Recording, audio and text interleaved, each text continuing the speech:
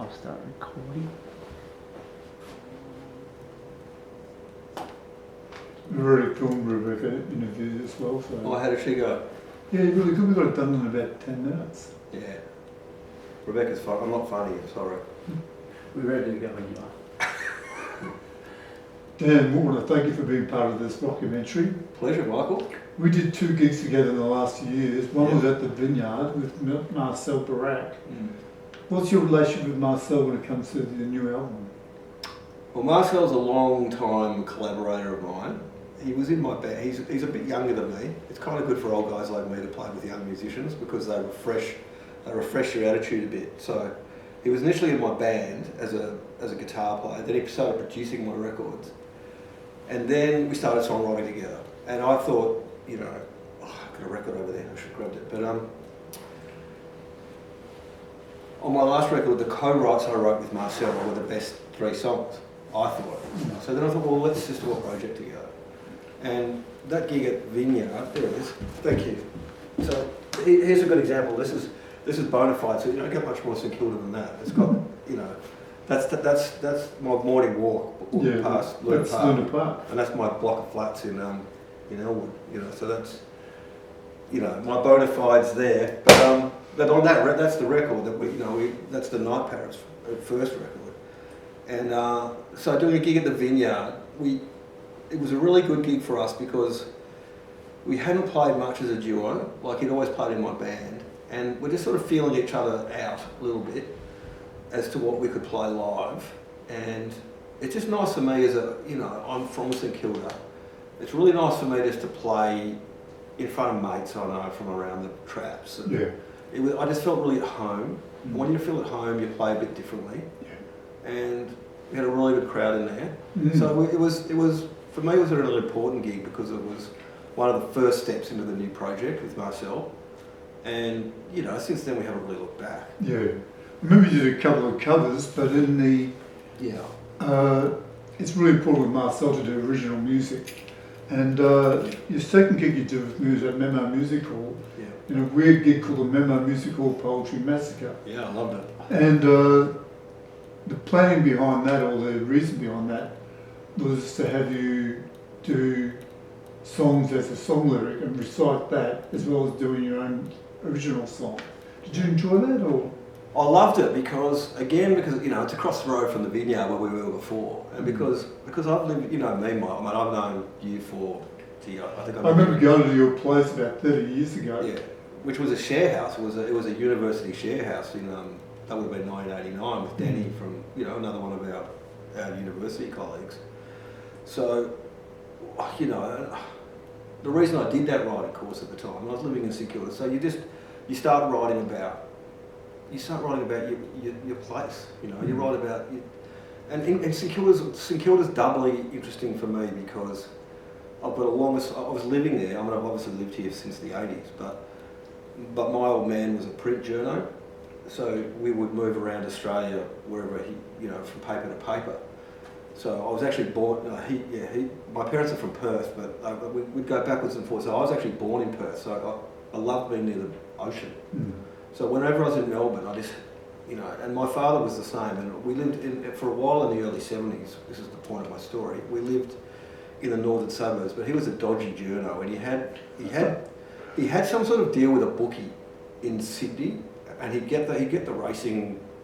The final post photos from the newspaper. I remember putting them in an envelope, and on St Kilda Road in those days, the only airmail place was BP House, which was on, where the new station, where Anzac Station is there. So every Sunday in this ritual, we drive down from the northern suburbs with the racing photos. My old man had put them in the Ansett overnight pouch thing, and then we go to Fitzroy Street, and we'd have lunch at Leo's. So that was, every day of my childhood was St Kilda.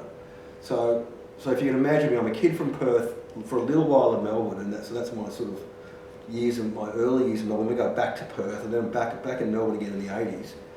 And I just had such a link to it. I had such a link to St Kilda from those days, and the water, and being close to the water was, So I started writing. Look, I've got a couple of early things I wrote. I don't know if you want to hear this, but one of the first songs I wrote in that house.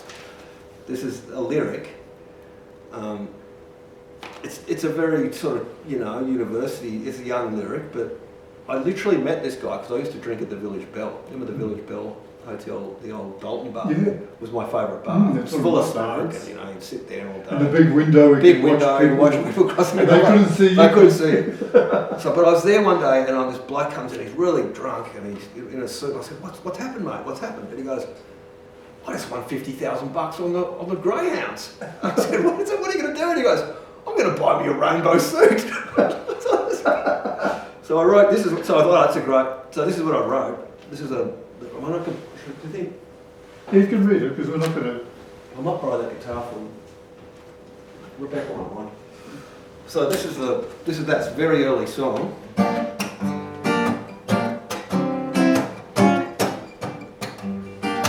I won 50 grand on the Greyhounds last night. Gonna buy me a rainbow suit. I'm gonna take a tram round along the Esplanade. Shall get a load of my bag of fruit. Gonna ride the roller coaster down from heaven to hell. The boys will see my rainbow from the bar of the Bell. Rain fell down, the sun came out, shining on my rainbow suit. And it goes on. It's all about St Kilda. It's all about. Oh, Thank you. Well, you mentioned before we end our interview. Yeah. You mentioned you did a BA at Yes. Victoria College, which is now Deakin University. You did yours. I didn't get mine done. Didn't you? I ended up getting eventually. I got a BA at RMIT, but you got the BA before me. I got the, well, I don't know how either of us got it, Michael, but yeah, you know, I remember, I'm very fond of those. I remember sitting, you and I both did similar subjects, and we were both into poetry, and I remember that we both did third year poetry together with Judith Rodriguez. That's right. Like, what a privilege, and I just remember being really into it and interested in other people's work, but also she was such a great teacher. Yeah, she was. She was a good person too. You know what Judith always said to me, funnily enough, she goes, you know, your poems are a little bit, you know, they sound like song lyrics to me. I said, yeah, that's right, that's what they are. So, Yeah. it was sort of, I don't know if she wasn't, no, it wasn't a compliment, definitely wasn't a compliment, but it was like pretty funny. Yeah. And she was bang on, you know, because that's sort of what I, you know, that's why I went there. I went there to be a better songwriter, you know, which hopefully I'm still trying. No, you do a great job. Thank you, Dan Warner. We're going to look forward to you performing tonight. Can't wait. Thanks for inviting me. I feel really privileged. Good on you. Been a long association, so Yeah. I appreciate it. We used to do gigs together at the Great Britain Hotel. Oh, no, God. Showing your age. I don't know what that is now. I don't know what it's changed. It's called Harlow. Whatever Really? that means. Thank you very much. Great. Wonderful. Look good, sound good. Thanks. Sorry to rush you. Robin, do you mind packing up so we can get the chairs Oh, in? good. Yeah, no worries. I can do it. Thank you, Robin. Oh, pleasure. I'm glad it worked out nice. Thanks for passing me the guitar too. Yeah. And the record. It's good. I've got to plug in for my record.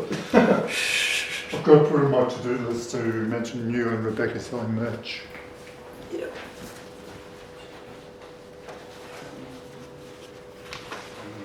I haven't played that song for about 30 years, have I? Oh, wow.